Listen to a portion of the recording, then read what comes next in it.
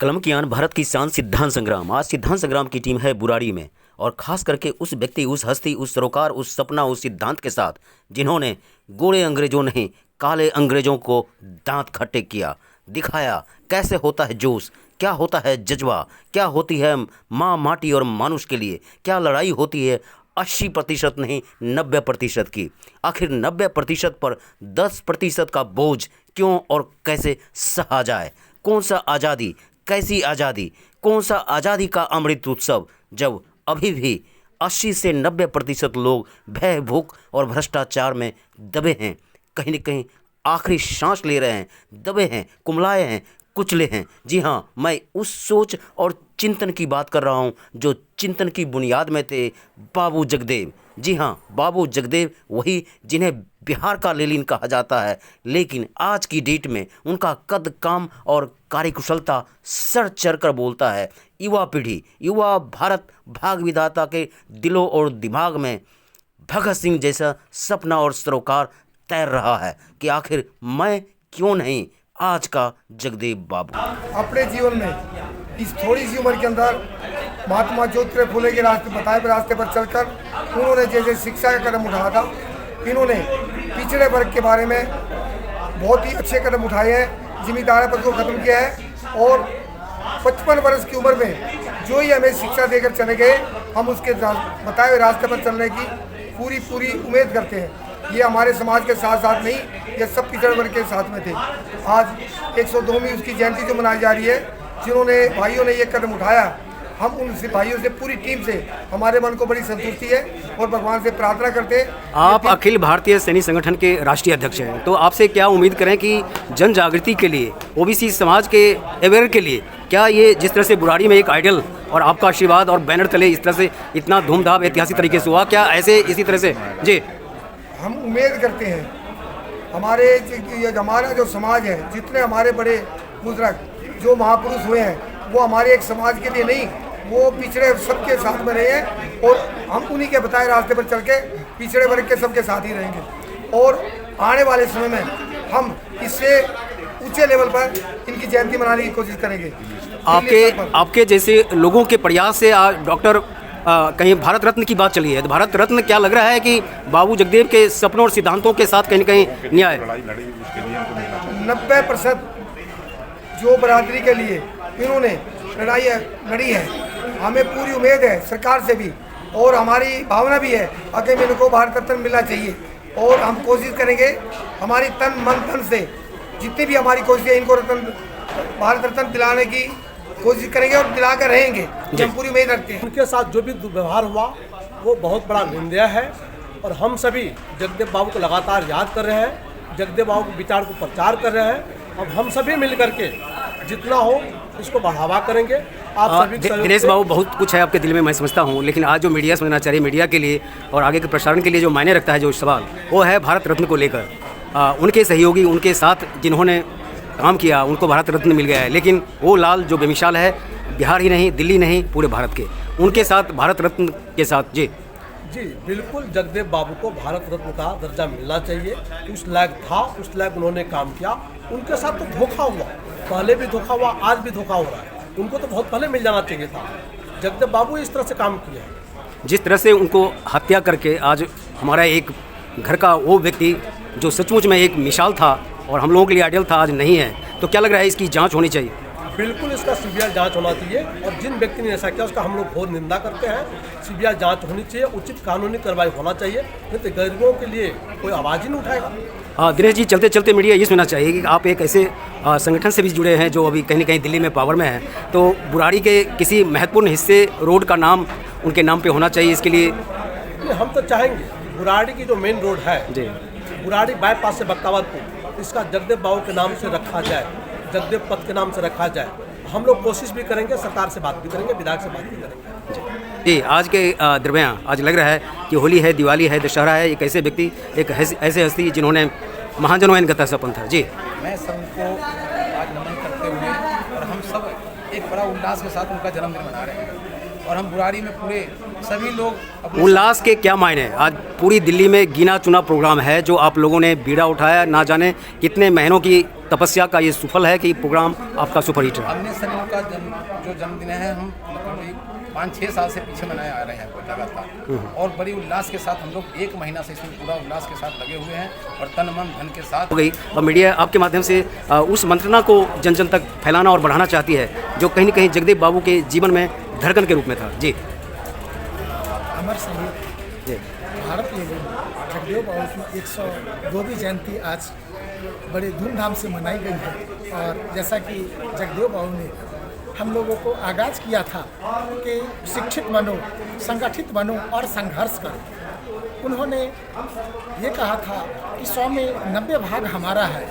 जो 90% लोग हैं वो शोषित हैं, असंगठित हैं, उनको अशिक्षित हैं, उनको शिक्षा दे करके संगठित करके। चूँकि आप प्रबुद्ध हैं, आपसे इसलिए मीडिया सवाल जरूर करेगी, क्योंकि सवाल आते हैं द्रौपदी मुर्मू की कुछ ऐसे समाज से हैं जिनसे उम्मीद की जा सकती है, और ऐसे ही रामविलास पासवान जैसे लोग भी महत्वपूर्ण पदों पर रहे, लेकिन ढाक के 3 पात अभी भी सवाल जो जगदेव बाबू का था वो सवाल यक्ष सवाल बनकर अभी भी बरकरार है। जो भी लोग हमारे जो असंगठित से 90% से चुन के जाते हैं वो उनकी कैटेगरी बदल जाती है। तो हम ये आग्रह करेंगे कि अब जो लोग जाएं कम से कम अपने जो वसीयत है, अपने जो जन्मभूमि है, अपने जो विरासत है उसको देखते हुए अपने जो पीछे 90% लोग हैं उनका भी कद्र करें, उनका ध्यान करें और उनको साथ लेकर के समरसता की तरफ बढ़े और जगदेव बाबू का सपना को साकार करें। हमारे साथ हैं एक और व्यक्ति, आइए चलिए बात करते हैं कि कैसे और किस तरह से बाबू जगदेव के सपनों और सिद्धांतों वाली दिल्ली, भारत और बिहार कैसे बनेगा। आए नेता और चले गए, लेकिन ढाक के 3 पात, समस्या जस की तस। बाबू जगदेव का सवाल वैसे यक्ष प्रश्न की तरह है। तो हम चलिए आइए इनसे बात करते हैं, क्या कहते हैं आज के दिन में। जी नमस्कार। औरंगाबाद से बिलोंग करता हूँ, डिस्ट्रिक्ट औरंगाबाद बिहार से। जी। जगदेव बाबू के साथ काम किया मैंने जी 72 से लेकर के 73 तक जी। 2 साल काम किया। उनके साथ जो बंदा काम किया है, जो आदमी काम किया है, वो जी अगर शमशान घाट में भी चला गया होगा, उनकी आवाज़ सुन करके या नारा सुन करके वो बोलता है कि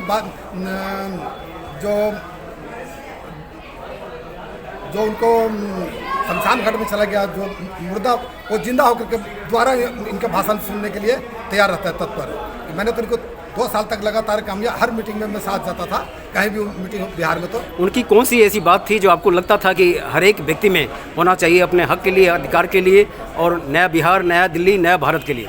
100 में शोषित 90 है, 90 भाग हमारा है जी। 10 का शासन 90 पर नहीं चलेगा, नहीं चलेगा।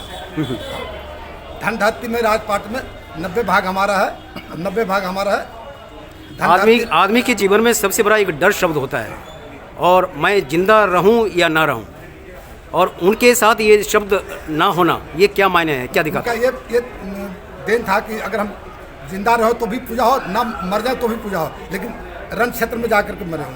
और जो भी काम किया है उन्होंने देश की भलाई के लिए, शोषित के लिए भलाई के लिए काम किया। जिस दिन शहीद वो हो गए, उन्हें पता था, कुछ आपके जैसे सुमचितकों ने बताया था कि आज ऐसी घटना घटने वाली है? वो तो मैं वहाँ मौजूद था जब उनको पीछे से जब लोग बाग बता रहे थे, तो बोले नहीं कि मेरे तो जाना ही है कि देखी जाएगी, जो होगी होगी से जिस तरह से होगा वो देखी जाएगी। तो आपको लग रहा है इस साजिश से पर्दा उठना चाहिए? नहीं, साजिश से पर्दा तो उठना चाहिए, और जो इनको हत्या किया है उससे कड़ी से कड़ी निंदा करता हूँ। ये थे अनमोल रत्न, जो जगदेव बाबू के साथी रहे हैं, उनके साथ काम किए। हमारे चैनल का सौभाग्य है कि उनसे 2 टूक बात करने का, आशीर्वाद लेने का, और उनके बताए मार्गों पर हम सभी को चलने की प्रेरणा मिली है। हम फिर इनसे मिलेंगे, इनसे बात करेंगे। तोहमत नहीं है कि जिस लड़ाई का बीड़ा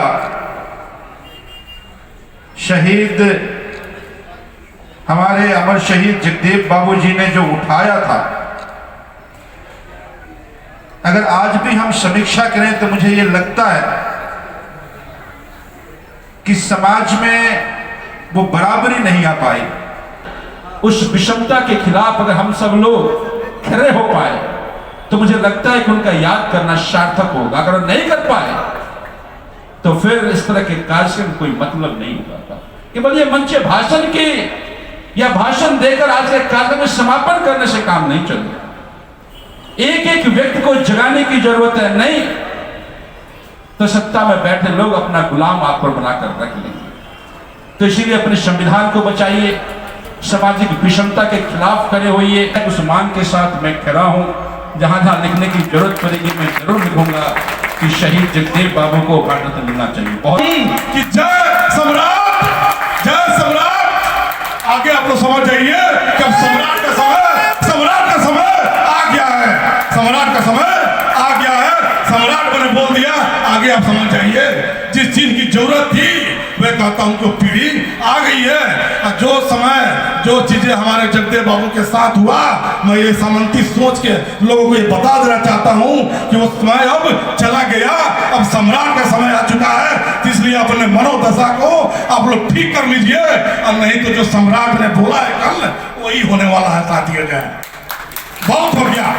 हमारे सम्राट ने बोला कि हम लोग भोले होते हैं, बहुत भोले होते हैं। बिहार में एक कहावत है कि सोया हुआ कुशवाहा साग बराबर, और जाके कुशवाहा तो आग बराबर साथियों। ये नारा है।